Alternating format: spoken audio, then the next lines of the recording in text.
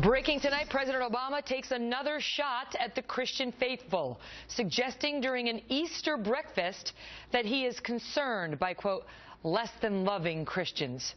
Welcome to the Kelly File, everyone. I'm Megyn Kelly. Earlier today, the president using his annual Easter prayer breakfast, which was offered today on this Tuesday, to express his disappointment with some practicing Christians. Listen. On Easter, I do reflect on the fact that as a Christian, I am supposed to love. And I have to say that sometimes when I listen to less than loving expressions by Christians, I get concerned. But that's a topic for another day. One might assume the president was making a reference there to the fight over Indiana's religious freedom law, but the White House later refused to comment on the president's meaning. Nevertheless, his remarks come as Christians are increasingly being targeted by terrorists worldwide. Remember, it was just last week that more than 140 people died at the hands of Islamic terrorists at a university in Kenya. Witnesses say the killers specifically singled out Christians for execution. In February, the world was horrified as 21 Egyptian Christians were marched to their deaths in Libya, forced to kneel down before they had their throats slit. Yet the White House chose to identify these victims at the time as Egyptian citizens. All this comes as the Pope becomes increasingly vocal about the plight of Christians being targeted for their faith, repeatedly warning the world this Easter weekend not to turn a blind eye to the atrocities being committed. Tony Perkins is president of the Family Research Council. Tony, good to see you tonight. And so it doesn't seem that there is much doubt what the president was referring to, as pundits from both sides of the aisle have suggested he was referring to the Indiana religious freedom law and seems to be passing a rather harsh judgment on it. Well, Megyn, you're right. I think that's true. What saddens me most is not the president's consistent swipes at Orthodox Christianity. It's another missed opportunity in which this was the prayer breakfast, as you pointed out, for Easter, in which the president once again failed to bring attention to the persecution of Christians around the world, persecuted for nothing more than the fact that they embrace Jesus Christ and they follow him. We're talking about moms and dads, brothers and sisters. As you pointed out, on Friday, 150 students in Kenya killed, separated, Muslims, Christians separated, the Christians were killed. The White House didn't acknowledge that. And that's the problem here, is that we see this is not happening, Megyn, in a vacuum. And I think there's a reason the president doesn't want to talk about this persecution of Christians, because in part his policies are responsible.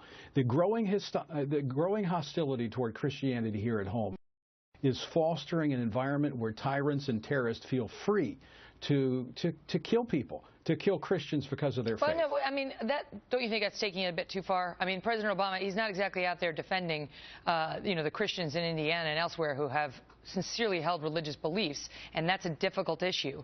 But to say that his policies are leading to the murders of Christians.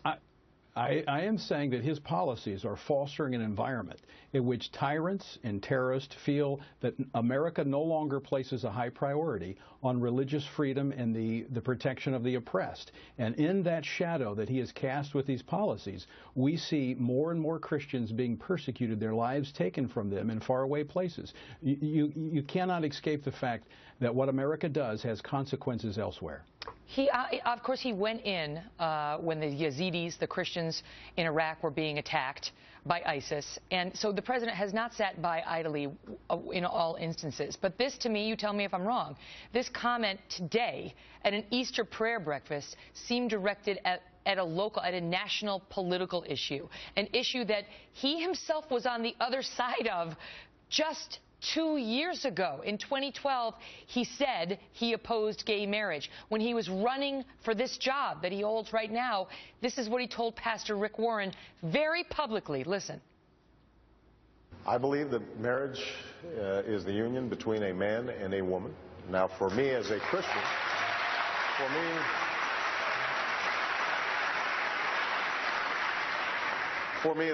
it's also a sacred union. Was that, a less than loving expression by a Christian that gets him concerned, as he now claimed this morning? Well, apparently in the president's eyes, in the vice president's eyes, yes. The position that a majority of Americans still hold today, that they view marriage as a union of a man and is unacceptable to the president today, and is bigoted and is hateful, according to him. And again, these domestic policies that this president is pushing, that is fostering this intolerance. And what Indiana was about, not to rehash that issue, but it was simply to allow people to live their lives according to their faith. It wasn't to deny anyone anything or take anything away from anybody. It was simply to allow people of genuine faith to live their lives according to their faith. And that's what America has been about since its very inception. You know, this is not the first time. So this is the Easter prayer breakfast, okay? Like the holiest holiday in Christianity, Easter. Right. So this is an Easter prayer breakfast at which he takes, goes off script to criticize Christians. And then this happened not long ago at the National Prayer Breakfast, where he decided there to lecture Christians about not being on their high horse when it comes to judging radical Islamic terrorists. Remember this? Lest we get on our high horse and think this is unique to some other place. Remember that during the Crusades and the Inquisition, people committed terrible deeds in the name of Christ. I mean, the question is whether those comments do real damage, not just to morale among Christians about what their own president thinks of them, but to the enemy. Not paving the way for an argument that he's causing deaths, but that they feel he won't stand up for Christians who are under threat. Look, in a nation where almost 80% of people, America, identify as Christian, to have a president that is continually dismissive of Christianity, there is no question that sends a message to bad people in places far away that will do bad things as a result. Look, America has long been seen as the beacon of light and freedom, and that has been fostered by our Christian ethic. And we have been a defender of all faiths. That's why this president can get away with saying these things, because Christianity is tolerant. Christianity allows these things. We allow other people of other faith to live here. We welcome them. But we want to exercise our faith too.